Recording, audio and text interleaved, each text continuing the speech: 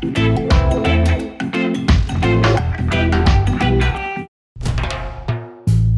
we are back with Faith Live Music. And before you start your weekend fresh, I want to give you some wisdom and wise words from Matthew 5. Jesus himself is giving his famous Sermon on the Mount.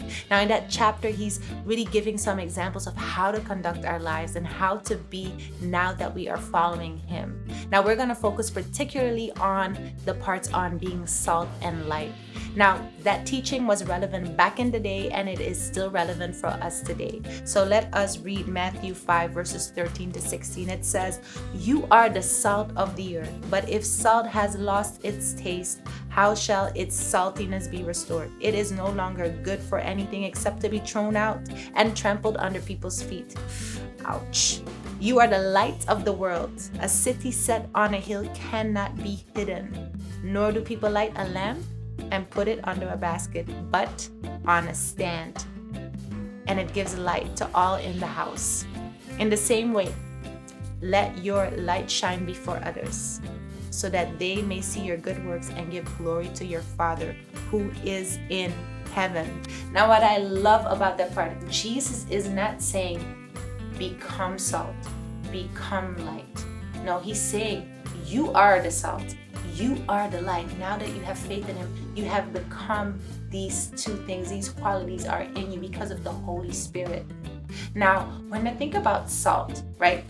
When we go to the movies, when I order some popcorn, if I taste it and there is no flavor, I'm going back and I say, hey, where is my salt? This is not what I thought I was going to taste. You expect it to be salty, right? So salt adds, contributes, makes better, adds flavor.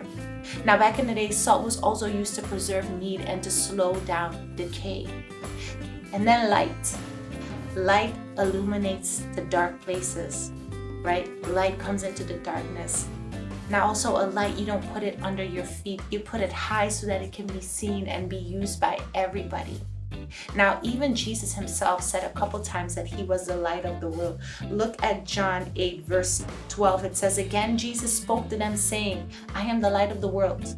Whoever follows me will not walk in darkness, but will have the light of life." And then in John 9:5, he says it again. He says, "As long as I'm in the world, I am the light of the world." So you see, we are called to follow like him, to be in front of men and do our good deeds. But who gets the glory? God. It even says that in Matthew 5, right, in verse 16. "In the same way, let your light shine before others, so that they may see your good works and give glory to your Father who's in heaven." So when you're at work, when you are in the gym, when you're in the grocery store, are you set apart? Are you making a difference? Are you patient when everybody around you is impatient? Are you honest and a man or woman of integrity when somebody else on the job is cheating the system? Now, these qualities are not to be practiced in isolation of the world. Jesus is calling us to live this out before the world. Just like little children have this song that says, "This little light of mine, I'm gonna let it shine, let it shine." So we as adults get to apply that same song and let it shine. So your deeds, your kindness, your goodness, your patience, your love, all of those things is to point people back to Christ. Don't be salty, and then when you walk into a room, suddenly you become bland, without flavor, without taste. So you are needed in this world as salt, because this world is getting crazier and decaying more and more, but you are here to make a difference. And this light that you have, you need it, because this world is a dark place, and the Lord will be with you. The Holy Spirit will be with you. So I challenge you today that if we're going to stand out for Christ, we can't just be hidden.